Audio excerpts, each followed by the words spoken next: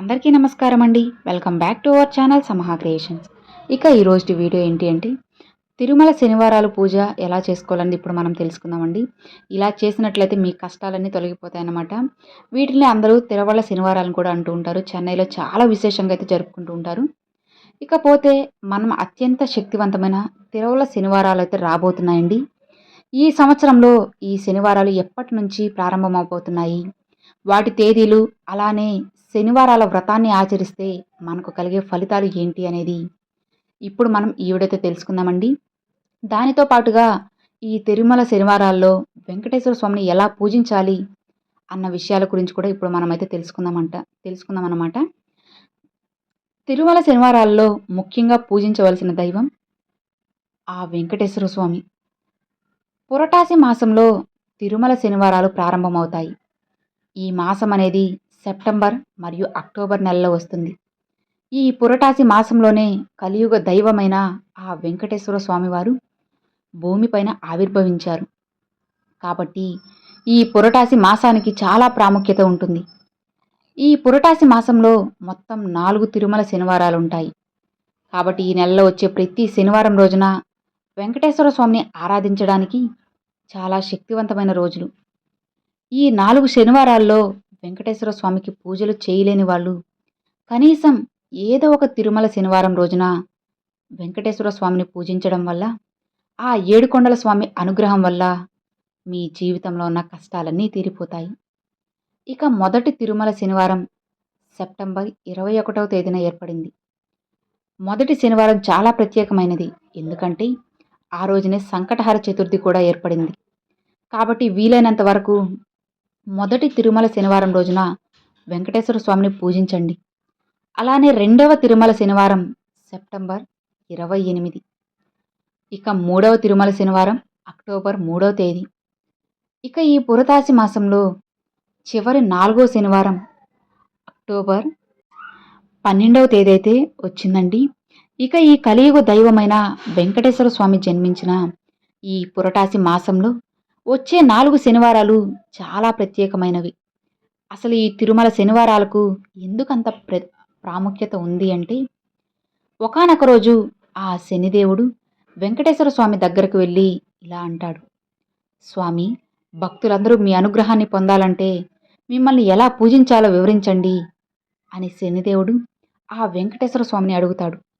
అప్పుడు వెంకటేశ్వర స్వామి తను పుట్టిన ఈ పురటాసి మాసంలో ప్రతి శనివారం రోజున నన్ను పూజించిన భక్తులకు కోరిన వరాలను ప్రసాదిస్తానని స్వయంగా వెంకటేశ్వర స్వామి వివరిస్తారు.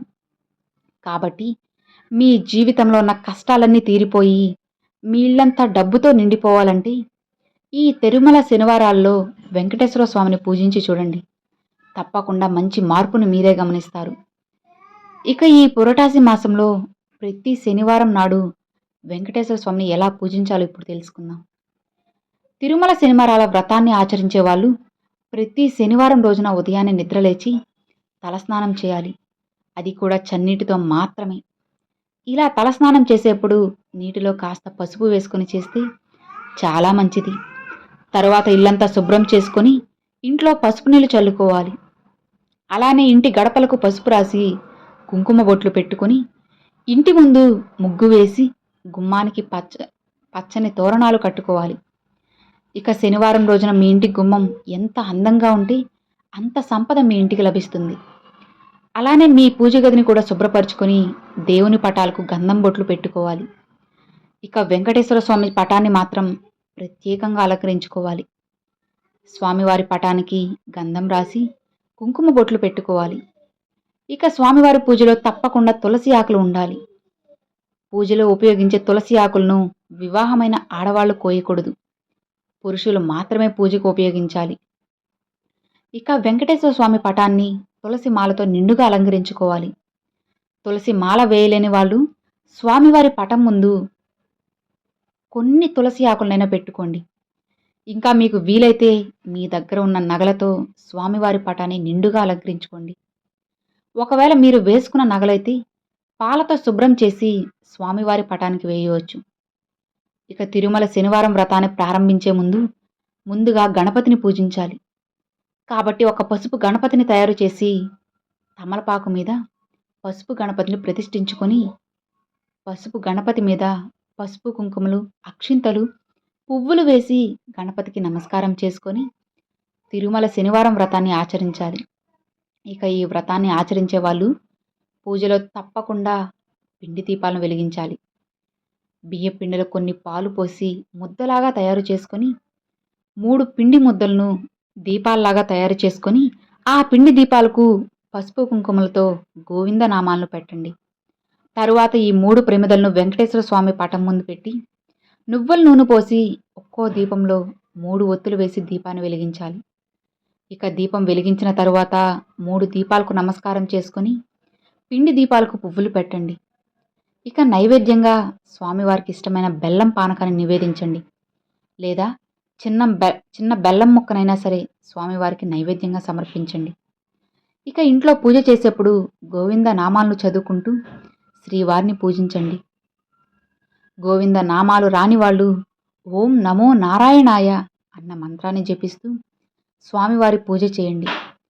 ఇక చివరగా పచ్చకర్పూరంతో స్వామివారికి హారతి ఇచ్చి 3 ప్రదక్షిణలు చేసి మీ ఇంట్లో ఎలాంటి కష్టాలు లేకుండా సుఖ సంతోషాలతో ఉండాలని స్వామివారికి నమస్కారం చేసుకోండి. ఈ తిరుమల శనివారాల్లో ఇంట్లో దీపారాధన చేసేవాళ్ళు ఒక పూట ఉపవాసం ఉంటే చాలా మంచిది. తిరుమల శనివారాల్లో ఉపవాసం ఉన్న వాళ్ళకి అనంతకోటి పుణ్య ఫలితం లభిస్తుంది. ఇల్లంతా అష్టైశ్వర్యాలతో నిండిపోతుంది. ఇక ఈ శనివారం రోజుల్లో ఉదయం ఉపవాసం ఉండి సాయంత్రం మరలా ఇంట్లో దీపం వెలిగించి నక్షత్రాన్ని దర్శించి రాత్రి భోజనం చేయవచ్చు. తిరుమల శనివారాలు వ్రతాన్ని ఆచరించే వాళ్ళు తప్పనిసరిగా కొన్ని నియమాలు పాటించాలి. ఈ 4 శనివారాల్లో ఎట్టి పరిస్థితుల్లో కూడా మాంసాహారాన్ని ముట్టకూడదు. బ్రహ్మచర్యం తప్పనిసరిగా పాటించాలి. మీరు తినే ఆహారంలో ఉల్లిపాయ అలానే వెల్లుల్లి కూడా లేకుండా చూసుకోండి. ఇక ఈ శనివారాల్లో వెంకటేశ్వర స్వామిని పూజించడం వల్ల విశేషమైన పుణ్యఫలం మీకు దొరుకుతుంది. అర్థమైంది కదా? ఎట్టి పరిస్థితుల్లోనూ అస్సలు మిస్ చేసుకోవద్దండి. వీలు కాని వాళ్ళు ఒక్క శనివారం అయినా చేసి చూడండి. తప్పకుండా మీకు మంచి ఫలితం అయితే వస్తుందన్నమాట. మరొక మంచి వీడియోతో మీ ముందుకైతే వస్తానండి. అంతవరకు సెలవు ఫ్రెండ్స్. Thanks for watching.